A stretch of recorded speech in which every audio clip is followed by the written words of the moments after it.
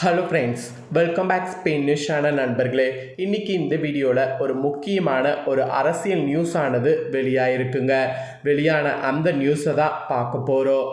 இதெல்லாம் லிஸ்ட்லேயே இல்லையே அப்படிங்கிற மாதிரி ஒரு பயங்கர லிஸ்ட்டு வெளியாகிருக்கு.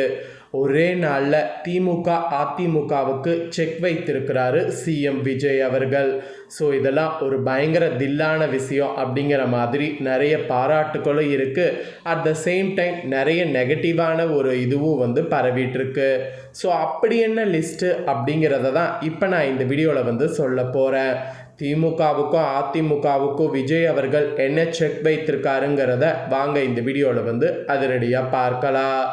தமிழக அரசியலில் இதுவரை கண்டிராத ஒரு மாபெரும் அதிரடி மாற்றத்தை முதலமைச்சர் ஜோசப் விஜய் ஒரே நாளில் அரங்கேற்றியுள்ளார். அதுதான் இப்போ சமூக வலைத்தளங்களில் ட்ரெண்டிங்காக பரவிட்டுருக்கு. சட்டமன்ற நம்பிக்கை வாக்கெடுப்பு தனக்கு ஆதரவளித்த அதிமுக அதிருப்தி குழுவுக்கு அதிர்ச்சி அளித்த அதே வேளையில் திமுகவின் வாக்கு வங்கியை ஒட்டுமொத்தமாக அசைத்து பார்க்கக்கூடிய வகையில் ஒரு பிரம்மாண்ட சமூக நீதிக்கான அமைச்சரவை விரிவாக்கத்தையும் செய்து முடித்துள்ளார். இந்த ஒரே கல் இருமாங்காய் வியூகம் தமிழக அரசியல் வட்டாரத்தில் பெரும் பரபரப்பை ஏற்படுத்தியிருக்கு. இது ஒரு அதிமுகவுக்கும் திமுகவும் விழுந்த பலத்த அடி என்று அரசியல் வட்டாரங்களில் பேசிகிட்டு இருக்கிறாங்க. சமீபத்தில் தமிழக சட்டப்பேரவையில் நடைபெற்ற நம்பிக்கை வாக்கெடுப்பில் எடப்பாடி பழனிசாமிக்கு எதிராக திரும்பி சி.வி. சண்முகம் மற்றும் எஸ்.பி. வேலுமணி ஆகியோர் தலைமையிலான 25 அதிமுக எம்எல்ஏக்கள் விஜய் அரசுக்கு ஆதரவு வாக்களித்தனர். இதனால் விஜய் அரசு தடையின்றி தப்பித்தது. இந்த ஆதரவுக்கு பிரதிபலனாக தங்களுக்கு அமைச்சரவையில் முக்கிய இடங்கள் கிடைக்கணும் என சி.வி. சண்முகம் மற்றும் எஸ்.பி. வேலுமணி தரப்பு பெரிதும் எதிர்பார்த்தது. ஆனால் முதலமைச்சர் விஜய் அவர்களுக்கு அமைச்சரவையில் எந்த ஒரு இடமும் அளிக்காமல் கழட்டிவிட்டுள்ளார். அரசியல் ரீதியாக ஆதரவை பெற்றுக்கொண்டு அதே நேரத்தில் அதிமுகவின் அதிருப்தியாளர்களை தனது அமைச்சரவைக்குள் சேர்க்காமல் தூர நிறுத்தியதன் மூலம் அதிமுகவின் ஒட்டுமொத்த அரசியலுக்குமே விஜய் மிகப்பெரிய முற்றுப்புள்ளி வைத்ததாக அரசியல் விமர்சகர்கள் கருதுகிறாங்க. அதோடு அதுக்கான விஷயங்கள் இப்படியெல்லாம் பிளான் பண்ணியிருக்காங்க அப்படிங்கிற மாதிரி நிறைய பேர் தங்களுடைய ஆதங்கங்களையும் கொட்டிகிட்டு இருக்கிறாங்க. இதே போல் மறுபுறம் பார்த்தீங்கன்னு வச்சுக்கோங்களேன், பிரதான எதிர்க்கட்சியான திமுகவுக்கு கடுமையான சவாலை உருவாக்கக்கூடிய வகையில் தற்போதைய அமைச்சரவை விரிவாக்கம் அமைந்திருக்கு. திமுக பல வருடங்களாக தக்க வைத்து வரக்கூடிய மண்டல மற்றும் சமூக ரீதியிலான வாக்கு வங்கிகளை உடைக்கக்கூடிய வகையில் மிக துல்லியமான முறையில் புரட்சி கணிதத்தை விஜய் கையாண்டுள்ளார். 23 புதிய அமைச்சர்கள் சேர்க்கப்பட்டுள்ள இந்த விரிவாக்கத்தில் சமூக பிரதிநிதித்துவம் பின்வருமாறு கையாள வேண்டும் என்று அவர் உருவாக்கியிருக்கிறார். அதாவது திமுக மற்றும் அதிமுகவின் கோட்டையாக கருதப்படக்கூடிய கொங்கு பகுதிக்கு மிக முக்கியத்துவம் அளிக்கப்பட்டு 8 அமைச்சர்கள் பதவிகள் அங்கு வழங்கப்பட்டிருக்கு. அதே போல் சமூக சமத்துவத்தை நிலைநாட்டக்கூடிய வகையில் தலித் சமூகத்திற்கு 7 அமைச்சர் பதவிகளும் முஸ்லீம் சமூகத்திற்கு 1 அமைச்சர் பதவியும் ஒதுக்கப்பட்டிருக்கு. அதே போல் பாலின சமத்துவத்திற்கு முக்கியத்துவம் தந்து 4 பெண் அமைச்சர்கள் நியமிக்கப்பட்டிருக்கிறாங்க. அதோடு யாரும் எதிர்பார்க்காத வகையில் 2 பிராமணர்களுக்கும் அமைச்சரவையில் இடம் கிடைத்திருக்கு. ஆக்சுவலி 60 ஆண்டுகளுக்கு பின் காங்கிரஸ் தமிழக வரலாற்றில் சுமார் 60 ஆண்டுகளுக்கு பிறகு கட்சிக்கு 2 அமைச்சர் பதவிகள் வழங்கப்பட்டு புதிய கூட்டணி ஆட்சி சகாப்தம் இப்போ அரசியலில் தொடங்கியிருக்கு.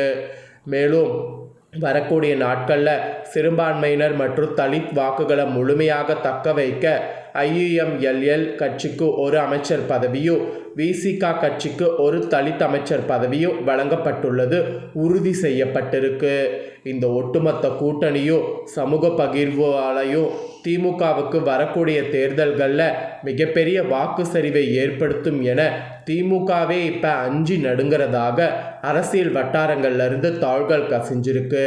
ஏடா இது வரைக்கும் இல்லாமல் புதிய யுகத்தில் இந்த மாதிரி ஒரு அமைப்பு வந்திருக்கிறது முற்றிலும் பார்த்தீங்கன்னு வச்சுக்கோங்களேன் அவங்களுக்கு பேர் அதிர்ச்சியை ஏற்படுத்தியிருக்கு. புதிய அமைச்சர்கள் மற்றும் அவர்களுடைய சட்டசபை தொகுதிகளுடைய அதிகாரப்பூர்வ பட்டியலை இப்போ நான் உங்களுக்கு சொல்கிறேன். தெரியாதவங்க இந்த வீடியோவில் தெரிஞ்சுக்குங்க. தமிழக அமைச்சரவை விரிவாக்கத்தின் கீழ் புதிதாக பொறுப்பேற்றுள்ள 23 புதிய அமைச்சர்களுடைய முழு விவரங்களை இப்போ நான் உங்களுக்கு ஷேர் பண்ணுறேன். இந்த விவரங்களை கரெக்டாக இந்த வீடியோவில் தெரிஞ்சுக்குங்க. ஸ்ரீநாத் 214 தூத்துக்குடி சட்டமன்ற தொகுதி. அப்புறம் எஸ் கமல் 112 அவினாசி சட்டமன்ற தொகுதி. அப்புறம் சி விஜயலட்சுமி 97 குமாரபாளையம் சட்டமன்ற தொகுதி. அப்புறம் ஆர்வி ரஞ்சித் குமார் 37 காஞ்சிபுரம் சட்டமன்ற தொகுதி. அப்புறம் வினோத் 171 கும்பகோணம் சட்டமன்ற தொகுதி. அப்புறம் ராஜு 210 திருவண்ணாமலை சட்டமன்ற தொகுதி. அப்புறம் பி ராஜ்குமார் 115 கடலூர் சட்டமன்ற தொகுதி. அப்புறம் வி காந்திராஜ் 38 அரக்கோணம் சட்டமன்ற தொகுதி. அப்புறம் பி பதன்ராஜ் 217 ஒட்டப்பிடாரம் சட்டமன்ற தொகுதி. அப்புறம் கே கஜேஸ்வரி 202 ராஜபாளையம் சட்டமன்ற தொகுதி. அப்புறம் எஸ் ராஜேஷ்குமார் 234 கிளியூர் சட்டமன்ற தொகுதி. அப்புறம் எம் விஜய் பாலாஜி 98 ஈரோடு கிழக்கு சட்டமன்ற தொகுதி. அப்புறம் டி லோகேஷ் தமிழ்செல்வன் 92 ராசிபுரம் சட்டமன்ற தொகுதி. அப்புறம் ஏ விஜய் தமிழன் பார்த்திபன் 90 செலக்கு தெற்கு சட்டமன்ற தொகுதி. அப்புறம் ரமேஷ் 139 ஸ்ரீரங்கம் சட்டமன்ற தொகுதி. அப்புறம் பி விஸ்வநாதன் 188 மேலூர் சட்டமன்ற தொகுதி. அப்புறம் ஆர் குமார் 26 வேளச்சேரி சட்டமன்ற தொகுதி. அப்புறம் கே தன்னரசு 29 ஸ்ரீபெரும்புதூர் சட்டமன்ற தொகுதி. அப்புறம் வி சம்பத்குமார் 118 கோயம்புத்தூர் வடக்கு சட்டமன்ற தொகுதி. அப்புறம் ஜே முகமது பர்வஸ் 183 அறந்தாங்கி சட்டமன்ற தொகுதி. அப்புறம் டி சரத்குமார் 31 தாம்பரம் சட்டமன்ற தொகுதி. அப்புறம் என் மேரி வில்சன் 11 டாக்டர் ராதாகிருஷ்ணர் நகர் அதாவது ஆர்கே நகர் சட்டமன்ற தொகுதி. அப்புறம் கே விக்னேஷ் 122 கிணத்துக்கடாவு சட்டமன்ற தொகுதி. ஸோ இதுதாங்க பார்த்தீங்கன்னு வச்சுக்கோங்களேன், புதிதாக அதிகாரப்பூர்வமாக வெளிவந்திருக்கக்கூடிய அமைப்பு. அதாவது சட்டசபை தொகுதிகளில் அதிகாரப்பூர்வ பட்டியல் அமைச்சர்கள் இதுதாங்க. ஸோ சிஎம் விஜய் அவர்களுடைய இந்த நுணுக்கமான செயல் ஒரே நாளில் திமுகவுக்கும் அதிமுகவுக்கும் செக் வைத்திருக்கு. ஏடா இந்த மாதிரி உருவாக்கக்கூடிய ஒரு பேஸ் கண்டிப்பாக அடுத்த ஆண்டுகளுக்கும் இவரே ஆட்சி அமைகிறது யாராலையும் தடுக்க முடியாது என்பது அரசியல் வட்டாரத்தில் இப்போ பெரும் பேசும் பொருளாக மாறி வருது. ஸோ விஜய் அவர்கள் அமைச்ச இந்த அமைப்பு பற்றி உங்களுடைய கருத்து என்னங்கிறத கமெண்ட் பண்ணுங்கள். ஏன்னா அவர் ஒவ்வொன்றும் பார்த்து பார்த்து அமைச்சிருக்கிறாரு. இதை பற்றிய கருத்து என்னங்கிறத கமெண்ட் பண்ணுங்கள். இதே போல் புதிய அப்டேட்டான நியூஸை தெரிந்து கொள்ள சேனலை சப்ஸ்கிரைப் பண்ணுங்கள். நெக்ஸ்ட்டு சுவாரஸ்யமாக வேறொரு வீடியோவில் உங்களை சந்திக்கிறேன். இந்த வீடியோவை உங்கள் ஃப்ரெண்ட்ஸ் ஃபேமிலிக்கு ஷேர் பண்ணுங்கள், அவங்களும் பார்த்து பயன்பெறட்டும். நெக்ஸ்ட்டு வேறொரு வீடியோவில் உங்களை சந்திக்கிறேன். நன்றி, வணக்கம்.